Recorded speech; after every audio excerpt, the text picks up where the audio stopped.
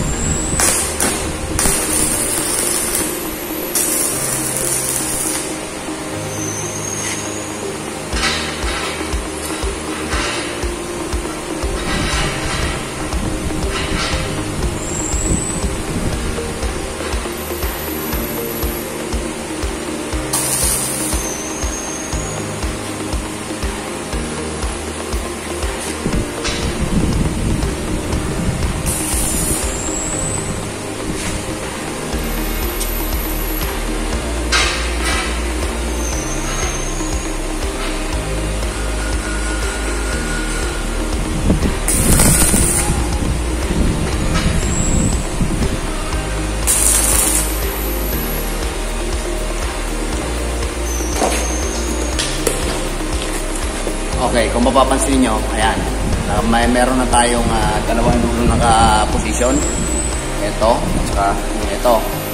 Then nilagyan natin ng temporary rest. Ibig sabihin, diyan natin ipapatong yung square bar para hindi na tayo mahirapang mag-align-align. So, tignan nyo kung paano ko ito gagawin. Unahin muna natin yung gitna. By the way, na-layout ko na pala yan. Okay, so ayan. Naka-align na kagad siya. Kaysa kakapain pa natin yung pinaka-sentro ng tubo. So, ang adjustment natin, either na atrasabante na lang. Just in case na maikli yung putol natin, pwede natin i-atrasabante. Okay, so tingnan nyo kung paano ko gagawin. Unahin muna natin yung pinaka-sentro.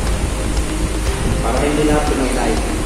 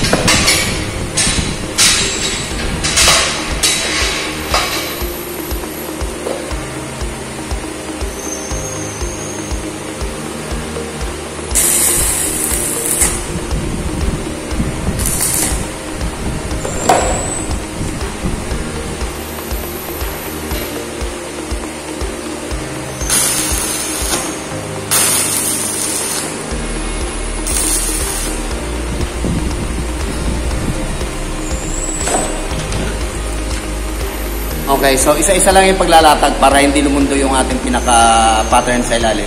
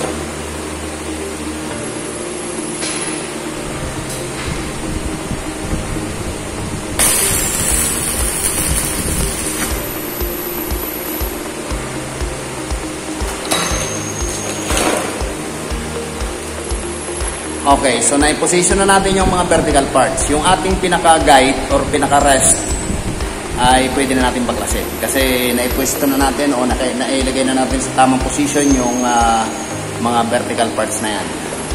Pwede na natin yung baklasin. Pwede nga slice lang kung makakaya o haluin nyo. Kung na hindi matatanggal yung isplata.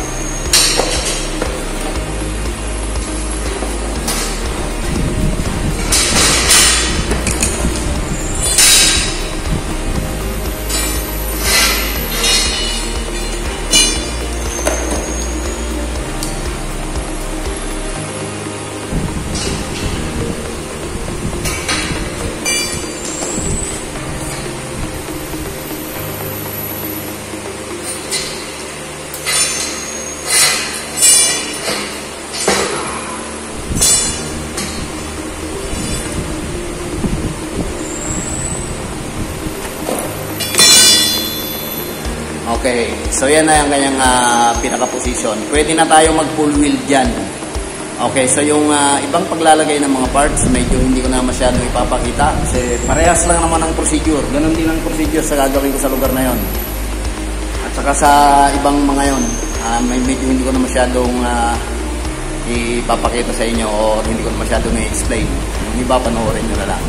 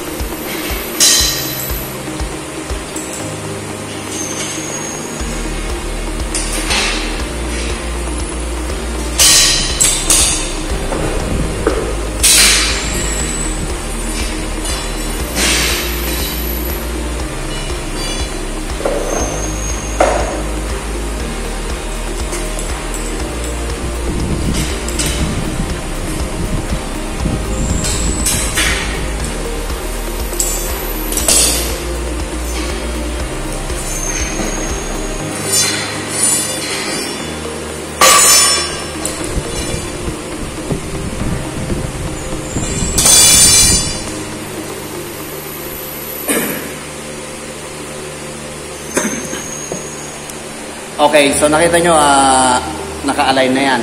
Nabuo ko na yung mga horizontal parts. Ang kulang na lang dyan ay yung pinaka-design niya at saka yung kanyang pinaka-horizontal na design. Okay, so kung mapapansin niyo, hindi ko tinatanggal itong aking diagonal brace para hindi mawala sa eskwala. Kasi yung mga yung mga kanto, hindi ko pa napupull weld. Nakaano pa lang yan, naka-spot weld pa lang, kaya hindi ko siya kinakalas. Pwedeng tanggalin ito kung na-pull weld na yung mga frame, pero huwag nyong tatanggalin itong diagonal support hanggat hindi pa ninyo napupull weld lahat ng mga frame or yung mga parts. Okay, so sana may napulot kayong idea sa pagbuo ng mga ganito. Ang kulang na lang na ito ay yung mga design at saka pull wheel na lang. Hindi ko na masyadong ipapakita yung pag pull wheel. Ayan, nakaporma na naman siya. O nakita nyo kung paano ko siya in-assemble.